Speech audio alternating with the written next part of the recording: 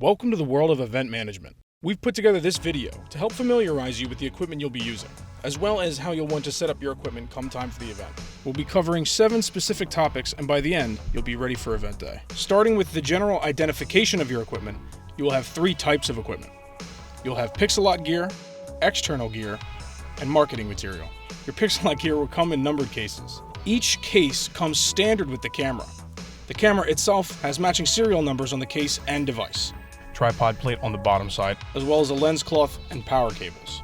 For external gear, this will be your Pixellot tripod, cable bag, batteries, sandbags, metal stakes, plastic stakes, ratchet straps, and mallet. Finally, marketing material consists of signage, flags, orange safety clips, and occasionally banners.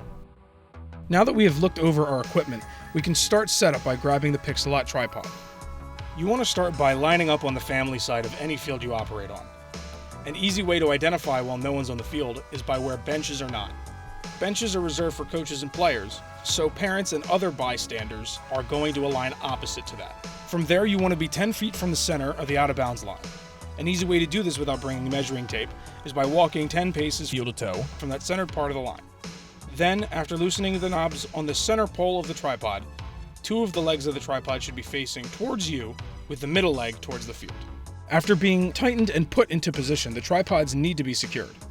To secure your Pixellot with stakes, take your 3 metal stakes and mallet and drive the stakes through the holes in the feet of the tripod. After, utilize the sandbags by wrapping the 3 around the base supports of the tripod.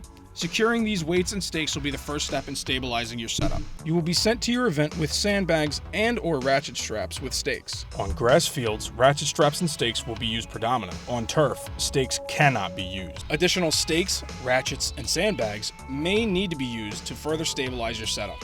The more weight added to your setup, the better. Safety is important, and a Pixellot should never be raised if the tripod is unstable.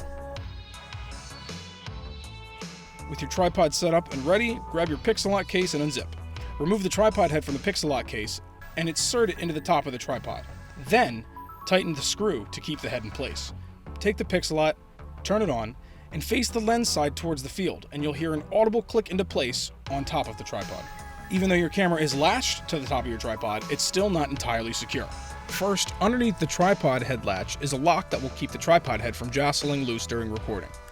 Flick that over to lock the head into place. This must be undone to release the Pixellot from the tripod. Then, grab the carabiner and snap it to the front of the tripod. Your camera is now securely fastened to your tripod. After securing the camera to the tripod, cables still need to be hooked into the unit. First, thread the male end of the camera's power cable through the metal loop on the back of the Pixellot and plug it into the unit. Then, with one of your extension cords, plug the camera's charger into the female end of the extension cord. Keeping up to date with weather for your event is super important. In case you may experience some rain, you'll need to weatherize your gear. You'll be able to take preventative measures with trash bags, duct tape, cord covers, and weather guards. You will have to use your best judgment to protect the equipment. Trash bags and duct tape are what will be used to protect external equipment. You can wrap the bag around the battery connected to the camera.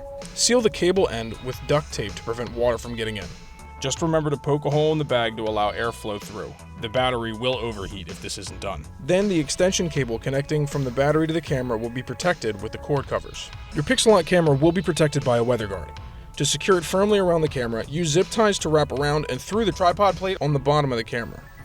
The camera won't produce the same audible click, but it will still lock firmly into place. Starting with the top of 3 extensions on the tripod, loosen the knob and extend it fully. Bring it down 5 to 6 inches, about 1.5 fist lengths, and lock it into place to prevent the cord from freely swaying. Never release your grip on the extended sections without tightening them. They come down fast and can break fingers.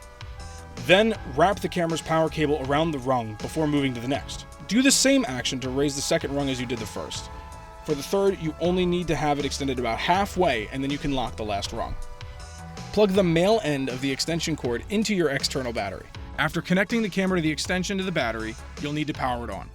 Depending on which battery you receive, you'll either receive one with 2 top buttons or a button on the side. Regardless of which one you receive, tap the button with the plug icon to turn on the battery. You can then leave the battery freely inside of the Pixellot case. If the weather breaks out into rain, plastic trash bags can and will be used to protect the camera bag and battery. Speaking of less than ideal conditions, In case there's a significant amount of wind, we'll need to break out the stakes and ratchet straps. To accomplish this, place your stakes about 1.5 feet away from the center of the tripod on both sides. Make sure that the stakes are being hammered in to where the point of the stake is facing the tripod. Loop your ratchet through the stake and grab your ratchet strap. Wrap the strap along the base of the tripod through the loop itself and pull through. Then grab the end of the strap and run it through the buckle. It's important the strap is taut to the tripod because you want resistance against any force, no matter how small or large. Tighten the strap with the buckle to a point where you can produce a strum. Repeat on the other side and it's time to move on. Connect to the camera via Wi-Fi through your phone's settings. Once you input the password, hit Set and Connect.